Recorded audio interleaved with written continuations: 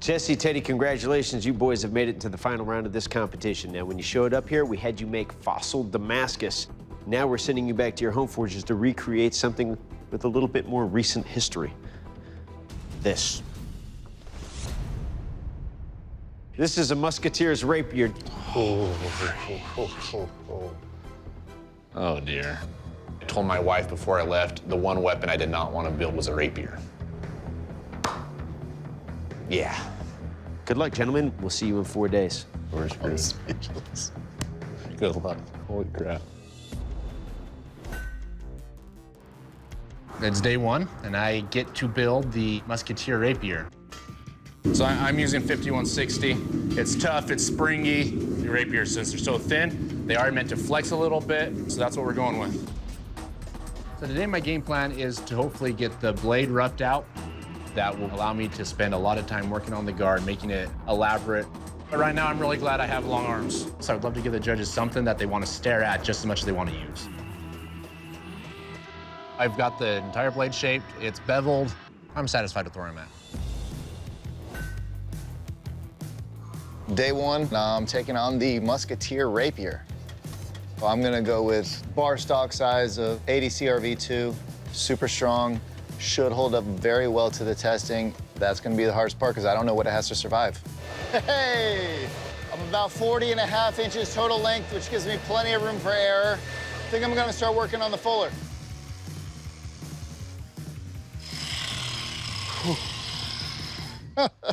I can't complain about that, my first ever fuller. With all the factors involved in this quench, the low roof of the garage, the tall quench tank, a ladder just to reach above it, I'm hoping that I can get it right the first time. Ah, damn it! Catastrophically, the sword drops out of my hands. I hear the tip hit the bottom of the tank. I pull the sword out of the quench. I see this huge bow. I gotta get this thing in my straightening jig. I have no idea what's gonna come out. I'm really scared, I'm really nervous. I'm thinking I'm gonna have to do this a second time. So the sword's cooled off in the straightening jig. Let's see if I just performed a miracle here. It's time to open it up and see what's inside. Holy crap. There's slight warpage on there, but nothing crazy that I can't fix with a grinder. She's hard. I've never made a sword before, so I'm ecstatic right now. The plan for today is I got to get the blade rough ground and heat treated. This thing is so freaking long. And then it'll be on to all the fittings and furnishings.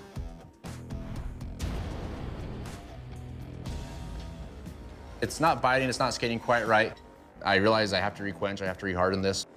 I just want to make sure that when it gets to the judges, it's going to survive whatever they throw at it. Not seeing any warps, so that is without a doubt hard. It's still a little bit beefy compared to what I wanted in long run, but I'm satisfied with it. For this handle, I'm gonna go with a nice hardwood and offset that with different color micarta and then epoxy together so I can shape it off of the sword. Yeah, that came together pretty nice. With the time I got left, I'm gonna start shaping all these quillions and knuckle bows and all that frou-frou stuff on the handles. I'm really happy with where I'm at. The elements I have to get finished are the knuckle bow, 2 sidebars, and a pommel.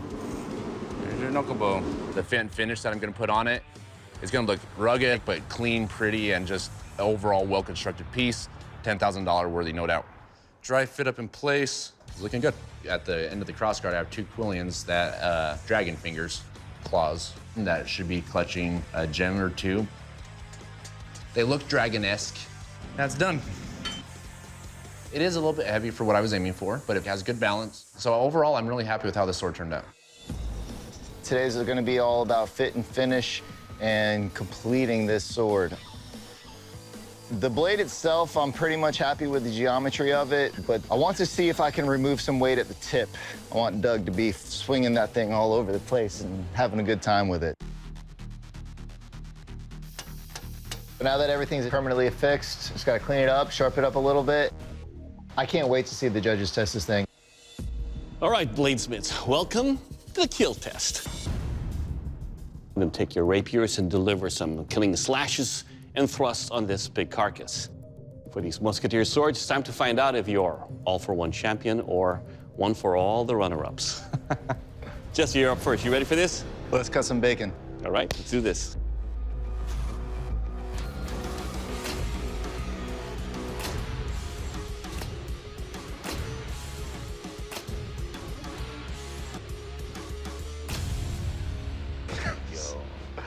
Dude, you gotta work out. All right, Jesse, this edge is sharp. A rapier cut it big in half? That's very interesting. For every slash, the edge lands exactly where I want it to be. Okay. Overall, sir, for this test, it will kill. All right, ready, Teddy? Let's do it. Let's do this.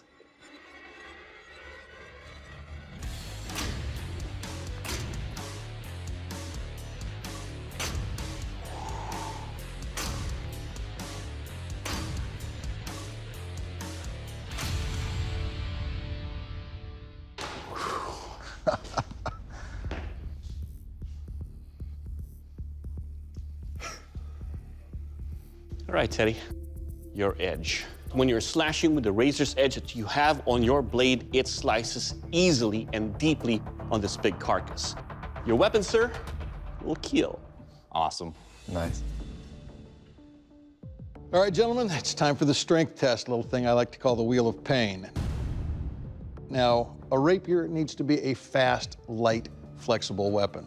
We're gonna see how flexible yours are. All right, Jesse, so I've got your blade strapped into our Wheel of Pain right now. Now, I'm going to be flexing it in both directions. I'll be taking it all the way to that far red peg, holding it for about 3 seconds, and we'll see if it comes back true, and then we're going the other direction, all right? Go nuts. That ship sailed.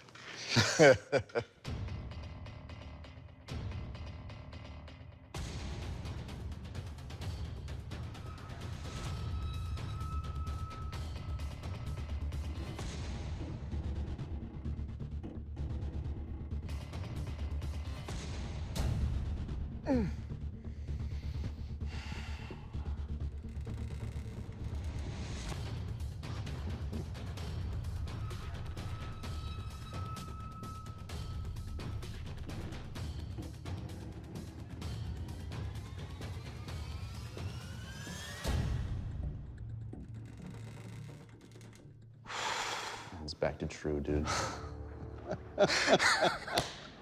Are you kidding me?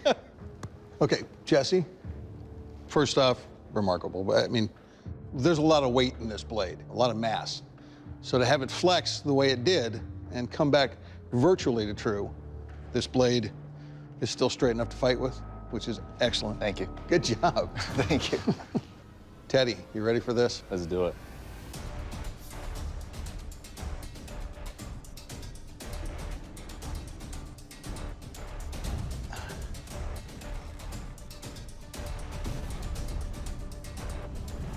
Oh, freak.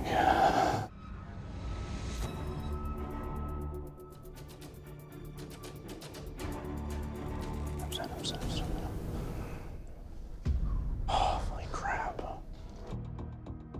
So, Teddy, you can see where it took the bends here and here. And the initial bend, it actually bent this way, and then we bent it back, and it went the other way. So it leaves some question about the heat treat, you know, how even it is through the blade. You know, it's just, I worry about that bend. Teddy, unfortunately, a less than perfect heat treat has led to your rapier taking a permanent bend.